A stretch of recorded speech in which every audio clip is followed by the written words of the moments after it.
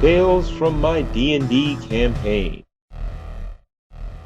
Previously. Under their feet, right in the middle of the group, emerge 6 incorporeal, shadowy forms. It's Todd. Spot? Natural 20. Really? Really? After defeating Todd, there's no doubt that our position is known. With any luck, we can be across the border before Swain can personally reach us. The border is hardly a magical shield against him, but it will considerably increase the risk for any forces he would bring. Where are we actually trying to get to? My objective from here is a well-concealed sanctuary just inside Cornello's territory. Is there any way we can get directions to that in case we get separated? Of course, but you will need someone of elvish blood to pass the wards. The border area is full of toxic pools. Pools of acid and things worse than acid. Just dimension door across. Welcome to Cornello's territory. Can I grab some of this stuff for poison? If you want, though based on your experience with poisons, you're not sure any of this stuff would be better than what you can make. Except the yellow stuff, and you don't think there's any way you could employ it that wasn't more dangerous to yourself. The player characters, other than Grilladin, have finally leveled up between sessions, making them now level 14. However, because they still haven't had a chance to rest, I decided the spellcasters would not actually gain their new spells until they do. They pass some big worms, which aren't aggressive so much as gross, tar bogs, swampy areas, even another flesh bog, but at this point they aren't even fazed by such mundane Shadowfell terrain. About an hour and a half later, they reached the hilly area Rygax had described. Some of these ancient hills are up to 30 feet high, with the ceiling pushed up accordingly. This is a much better place to hide. The hills are all bare rock as they approach, but once they get among them, they find there is a little vegetation on the sides facing away from the toxic wasteland. Rygax approaches one, removing his glove again. Okay, what is the deal with that? What is he talking to? All this time, that's the first time you've asked. It's time, before we get to the Elveny place. The Mezzania are extremely tiny beings, which live in small colonies all over the place. Basically bacteria. I made an agreement with them to give them 2 of my fingers for one of their colonies. I can still mostly use them. Not 2 fingers? They aren't really harmful to me, but I can get information from them. You see, they're mildly telepathic, passing information from colony to colony. It's not especially fast. I wouldn't count on them for real-time information, for a warning of approaching danger, but over days and weeks, they can provide a very useful picture of significant movements within the region and unusual actions by various spirits. So you're not talking to plants. The bacteria in your hand are talking to other bacteria. Yes. My body interferes with their wideband telepathy, so I have to put them close to a normal colony. But if I then hold them close to my head, they share the information with me. I don't give a shit about that. Something is odd? None of the scouts from the sanctuary have been by in at least a day. Get out then. Swain's already here. We need to go somewhere else. Or Cornello. Something else could have killed one of the patrols, or just made it too dangerous to venture out of the sanctuary. It doesn't mean the wards have been penetrated. So what do? Keep going there? We do need a place to rest. We need to recover. Sleep? I agree with sleep. Sure, okay. But until proven otherwise, assume the worst case. And I assume I'm going to meet Swain there. Rygax leads them another 10 minutes to reach a particular hill. I'm using hearing the air stance, so even though I can see the invisible, I now also have blind sense. Also +5 to listen, but my listen isn't that great anyway. Ironically, can't be too paranoid. Unless that's what they want you to think. There's a small network of tunnels leading down inside this hill. It's a hobbit hole? No, elves. So it's an elf hole. Rygax finds a particular rock and makes a brief hand motion over it. There we are. Nothing happens as far as you can see, except Krilladin. When his hand waved over it, the rock disappeared to you, revealing a small tunnel heading down. Little One reaches out to touch the rock, but he can still feel it. Only when Rygax touches him does his hand pass through the magical stone. As long as one with Eldar blood is touching you, you can pass through. I like touching people. Trilladin, you're the last one through, as you are helping others pass, but you do a double take. There's something on the horizon, or actually, you don't see anything. That's the problem. The horizon seems a little closer than it was a minute ago, like there's some kind of haze or dust cloud in the far distance. Lovely. We're never going to get out of this hobbit hole. Elf hole. You have to duck down at the entrance. You duck extra hard since you non-elfy people can't see where the solid rock ends and the magic rock begins. But once you get past the entry shaft, the tunnel has been widened out to 5 foot with 10-foot high curved ceiling. What are these, dwarf elves? But remember, elves are the tall ones, usually around 7 feet. They're not drow? Nope. Almost all drow were around 5 feet, like the Eladrin. Because that would have been a hell of a twist. At this point, drow are probably the least evil things around here. This is very wrong. Whether or not they lost a patrol, there should be guards inside this entrance. Also, there's a big haze outside, probably coming for us. A haze? Do we fight them in here or out in the open? I like tunnel fighting myself. Although, could we kill them with that poison shit out there? Start throwing them down? Most of the toxic pools are an hour back that way. Little One uses his blind sense to make sure nobody's hiding just around the corner. Then Trilladin heads back out and scales the hill to get a better view of the horizon, while Little One lurks just inside the fake rock to respond in case of trouble. To get back in, does the elf I touch have to be A, conscious, B, alive? Both. It would be a poor ward if any elf corpse would do it. Alright, so if I go out and he drops, I'm screwed. Trilladin, you still can't see anything, except that the dust or haze or whatever is very slowly coming closer. It must be many minutes away, though.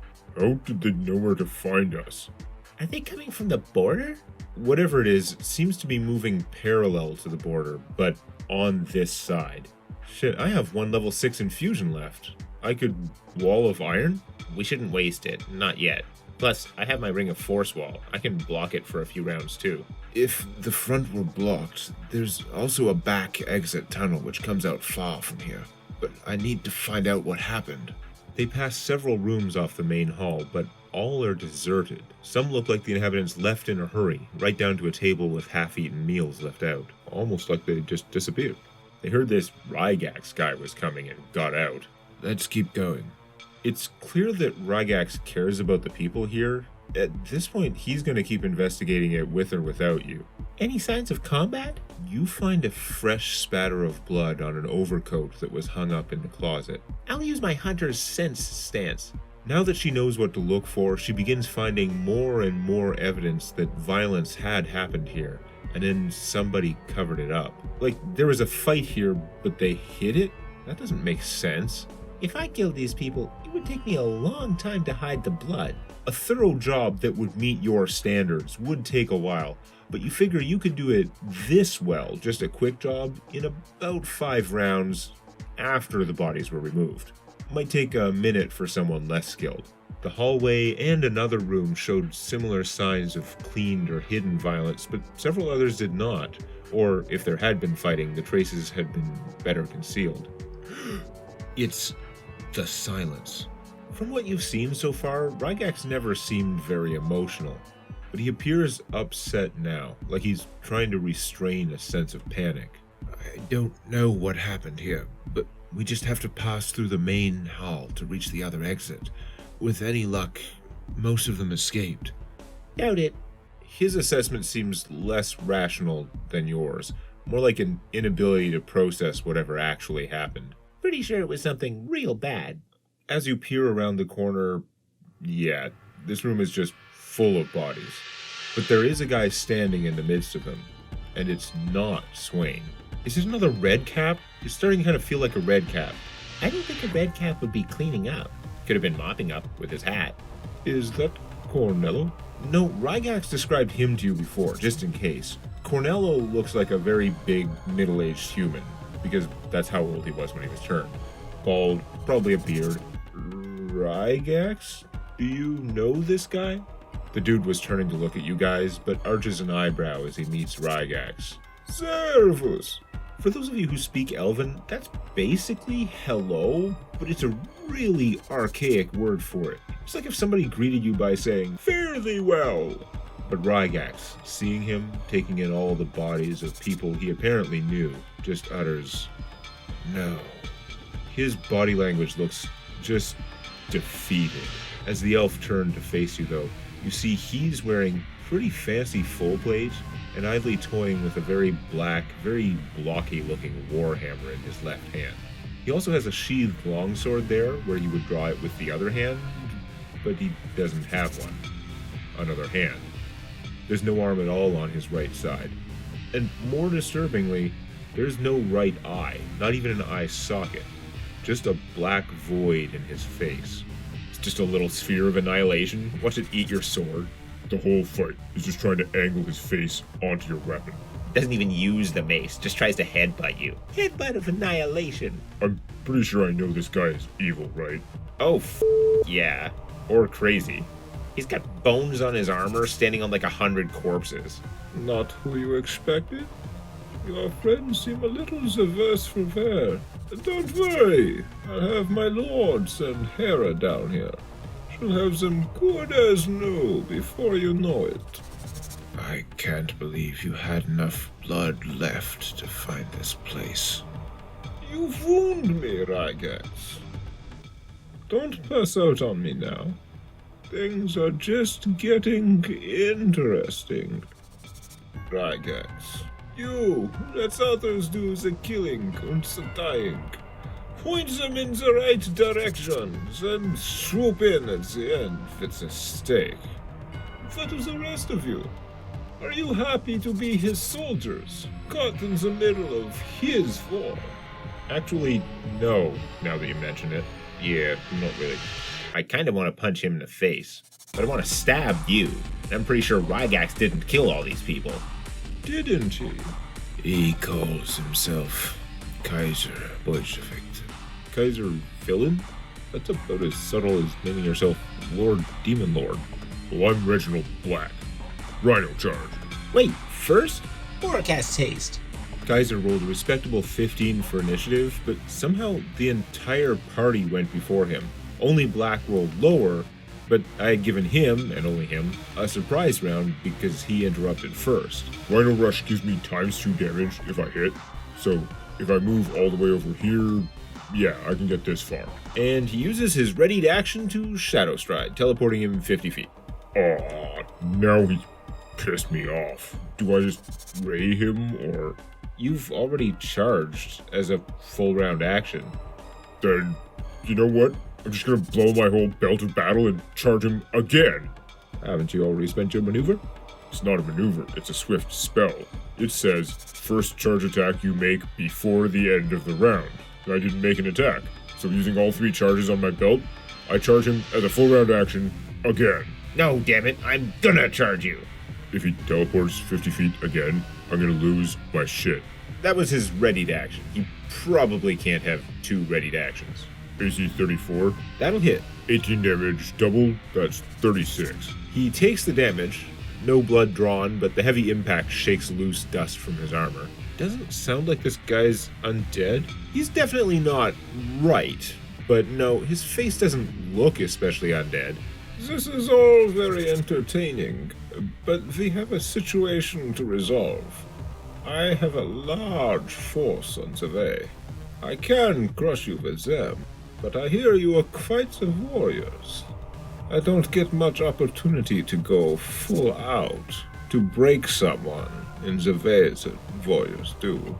So if one of you will fight me in single combat to the death, I will order my forces to let you go if I should lose. Who's gonna go? I'm right here. I could just go for it. Tempting, but I don't think this situation calls for that. I look around at all the corpses. Could always jump in if we're losing. No, I think we should just take him. I don't trust him. Yeah, how's he gonna call them off when he loses? To the death. What, are they gonna walk away? I don't trust him to keep his word. wants a chance to go all out, he can go all out on me. He'd better go all out now, because we're gonna f***ing kill his ass. This guy was sold as a lot. I'm not messing around. Maximized Orb of Force. 60 force damage. Ow. Then, I'm gonna use my Belt of Battle and do it again. Holy shit! Second hit bloodies him. He's up to 160 damage. One is like smoking now. Alright, first shot splits, one miss, other is 38. You're pretty sure his AC went up severely since Black hit him. He's trying much harder now, but that is a hit. Next shot also splits, 27 and 40. 27 is a miss. That's 2 so far. 27 and that's probably a hit. 37. And last attack, 27 and 33. 4 hits for a total of 46 damage. You guys have dealt 204 damage so far. Use my Heartseeker amulet. Touch AC 29. Yeah, that Heartseeker shit.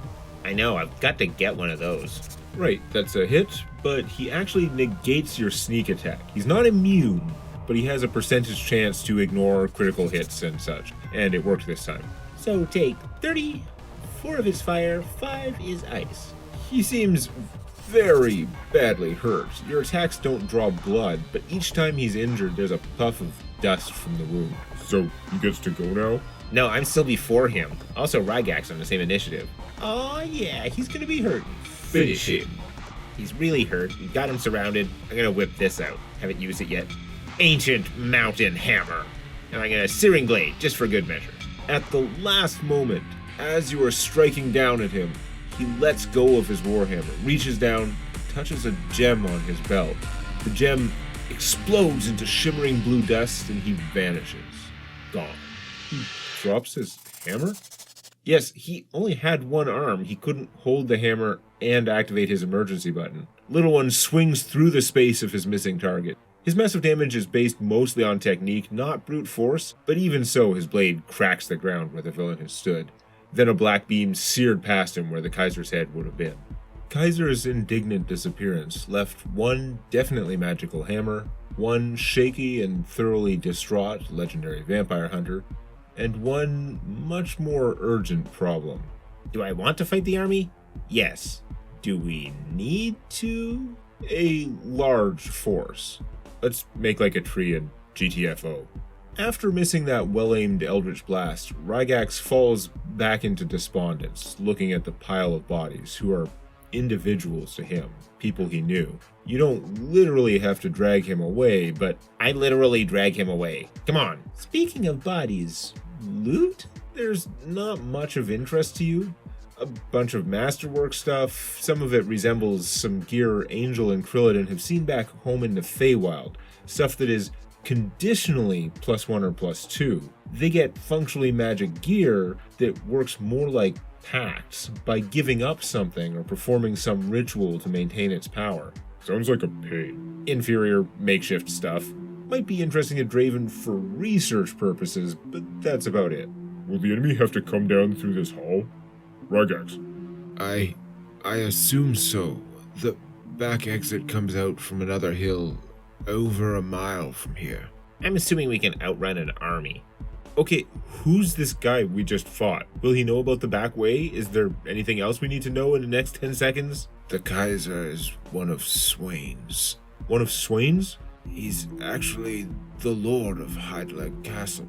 He had enough time here. He may well have found the hidden exit. We should have fought him at the keep, but no, nobody listens to the Warblade because he's a psycho. Rygax, can we outrun the army? I don't know what they are. It doesn't make sense. Forces from the keep shouldn't... Even if he dared to come this far, he can't leave the keep unguarded. I don't know what would be coming. Well, if we have to fight, this is probably the best place to do it, with the controlled entrance. Black and I can probably hold the hall, and that's the best tactic if we're outnumbered. Maybe you could wall off the entrance, just collapse the tunnel, and we leave out the back anyway, but they waste a bunch of time trying to break through, thinking we're inside. Can he even get back in? They need elven blood, right? He was bleeding dust. Looks like he got all the blood he needs from here. But they have to be alive, right? We established that earlier. Yes, it should have been safe. They really seem to have broken Rygax. Hopefully it's just temporary. And he could have been bluffing. There may be just a small force kicking up dust. Or just a dust cloud with no army. My instincts say to stay here. Worst comes to worst, we could just door out from anywhere. True. We could block it, rest here 8 hours, then head on to the fountain. We really need to rest. I'm still pretty good, other than my melted battle. Draven and Mora are both really low on spells, though. Slay 8?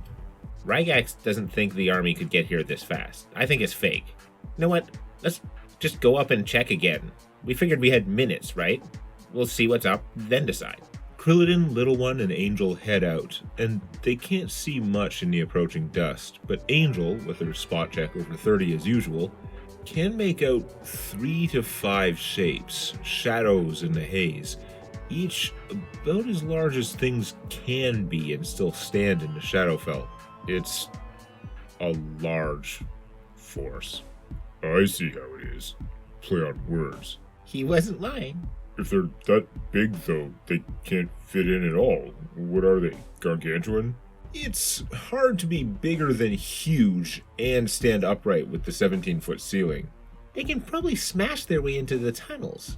How far can you shoot, Krillin? 165 without penalty. What's the maximum range? 10 times that at -2 per increment. So technically you could shoot up to 1,650 feet at -20. So Krill can probably take one down before they even get to us. I could cast Fell the Greatest Foe. 3 size categories bigger than Angel is plus 3d6.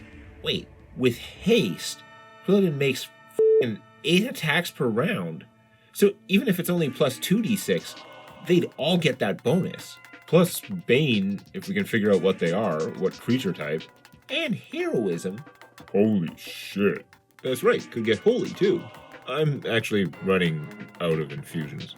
Now there is an issue with firing an arrow such long distances in the Shadowfell, because in order to hit a target farther away, you generally have to aim higher and use a ballistic trajectory, which runs into a problem when there's a maximum altitude of about 17 feet. Now, there are a magical bow and superheroic skills involved, so we don't pull out the protractors or anything, but we all agree that 1,000 feet is probably a fair and frankly generous maximum engagement range here. Even if they move 100 feet around, that's still 9 free rounds of shooting them. Unless they're immune to missiles. Yes, that would suck. Since the enemies are still a couple minutes away, Angel and Little One do a quick sweep of the area for the cowardly Kaiser, but it looks like he hightailed it after being knocked into single-digit hit points, expending a powerful one-shot item to escape, and losing his Warhammer. Between the two of you, you have Scent, Blind Sense, and See and Viz. After a quick search, you are pretty confident that he's not anywhere nearby. That's all I need to know. At this point, Angel and Krillin can make out the shapes better, but it's actually more confusing. 2 of them are huge, lumbering, roughly humanoid forms, but what had looked like more creatures behind them is actually one very wide thing that is moving in a bizarre and disturbing fashion. There's something gargantuan, which is wide instead of tall, that is coming towards you, moving weirdly, and flanked by 2 huge figures. Is it an ooze? An ooze could get down in the tunnel. If we could figure out the type, I can bane his weapon too. That's another 2d6 and plus 2 to hit. So, what do you want dead first? The small guys. The big guy. Eliminating the small ones is more likely to work. The big one is all or nothing. But Fell the Greatest Foe deals an extra d6 to the bigger one. Plus, it's probably easier to hit. But the big one has the gargantuan DR and takes 8 less damage from everything, so it evens out. Better to kill the small ones. I could just use Holy instead of Bane, and at least that way it should work on all of them. Unless one's not evil. Well, before we engage with the ooze, I'm casting Stone Form, because there's no way I'm getting sucked up in there and suffocating. Stone Form, don't need to breathe, I can wriggle around in there. He's gonna have a bad case of indigestion. I'm just gonna beat them till they die, or I die. So, who's gonna be my bodyguard? Me and Black will be up front. They'll have to get through us. That's why I think you should take out the smaller ones. If there's one big one left, we can block it. If the other 2 are still up, one of them can end run around to the squishies. As the large force gets closer, it finally becomes more clear why they had a hard time discerning the shapes at a distance. The two huge ones appear to be very intact zombies, but far more energetic, moving in messy, flailing motions. But the one in the middle is a gargantuan zombie, laying down on its side, far too tall to stand up, probably 50 or 60 feet tall upright, but scrambling and flailing spastically along on its side. That has to be very inefficient. Very. And that's why it's kicking up so much dust. But it's managing to keep up. Anyhow, they clearly look like they are undead, zombie-type creatures. I already went holy instead of Bane. So who are you starting with? Small guy on the left, big guy behind, and small guy on the right? Left? No, their left. My right. I'll wait till my range penalty drops to -10. As they approach Krillidin's 1,000-foot Shadowfell engagement envelope, the amount of dust kicked up is going to cause a 20% mischance. Forecast haste. That's her very last one. Holy. Throw the greatest foe. Inspire greatness. Heroism. 5 hits. Roll the 20% mischance. 1, 2, 3, 4, 5. All good. Krillidin unleashes a devastating volley, 4 supercharged arrows splitting into 8, 5 of which struck true for a total of 101 damage after 5 points of zombie damage reduction. The zombie stumbles a bit, but continues to lurch forward undeterred, but still 800 feet away. Round 2. Only -8 from range now, still 20% concealment. Nope, mischance got one. 4 hits. Sad damage rolls. 60 damage. It was hard to tell if it was bloodied last round based on the distance, but your target zombie is definitely hurting now. Then they all suddenly accelerate. The other little one, So to speak. appears to have used some kind of special ability to quicken haste. Zombie haste? Do these things normally cast spells? No, they do not. I didn't think so. More! This round, still at -8 range, but they are close enough now that the dust cloud is no longer obscuring them enough to cause a mischance. Are you dividing your shots, or... Yeah, no. Each pair has to hit the same target. Don't know how tough they are. I'm just gonna focus.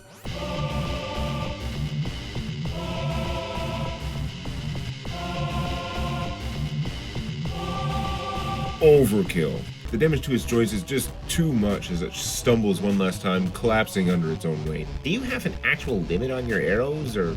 I brought bags of them, and I do get double duty on my ammunition, only using 4 per round. The big one trundles right over the fallen corpse like a speed bump, with the spellcasty one jogging ahead. Speaking of which, its position suddenly shifts, or I should say, displaced.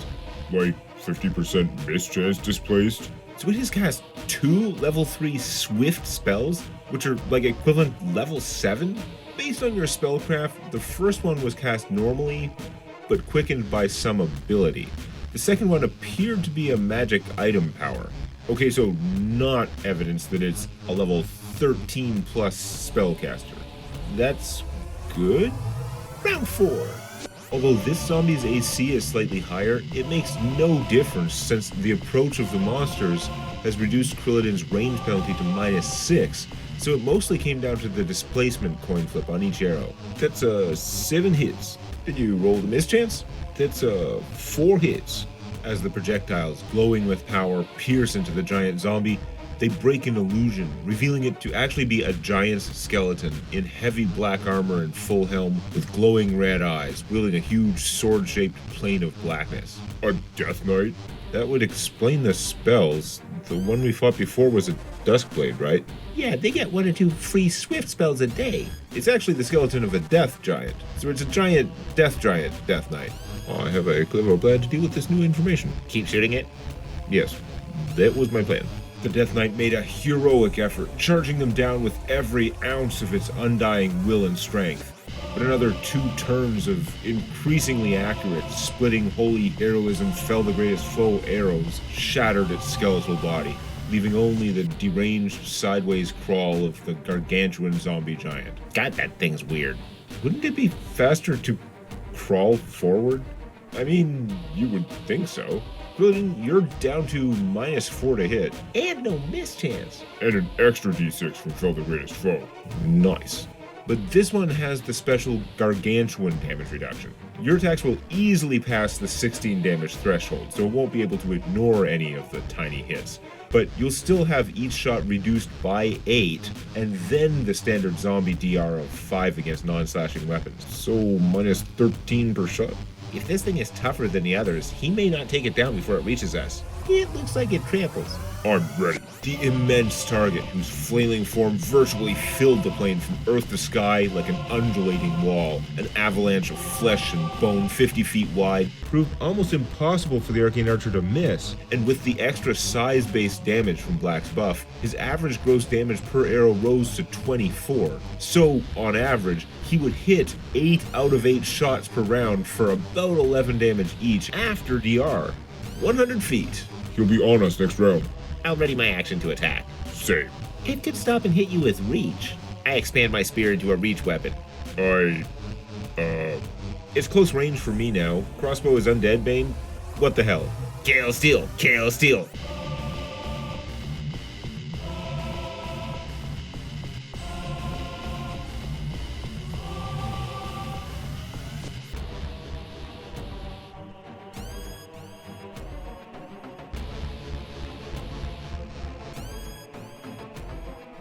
Well, that was fun. Can I sleep now? Can they risk arrest in the compromised sanctuary, though? Next time on Tales from My D&D Campaign.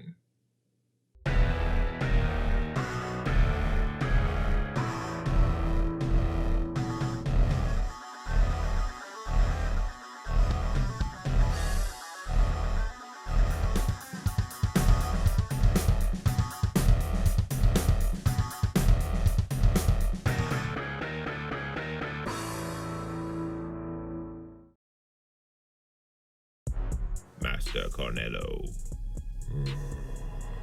Parley. Bendigo has failed again to reclaim the Worm's Shrine. Swain has redoubled the Shackle's defenses, and unless they help again, we cannot take it back. Pouvez-vous les atteindre? They have not contacted us, and the communication stone only works from their end. Alors, eux aussi, ils pensent que je ne suis qu'un pion. Hey, Deathmoor. He still awaits the spring. It has been years. She cannot hold out much longer. I have posted an entire legion of your troops to protect him. Once he is complete, they can serve as his invasion force. Bien. Oui, procédez. As you wish.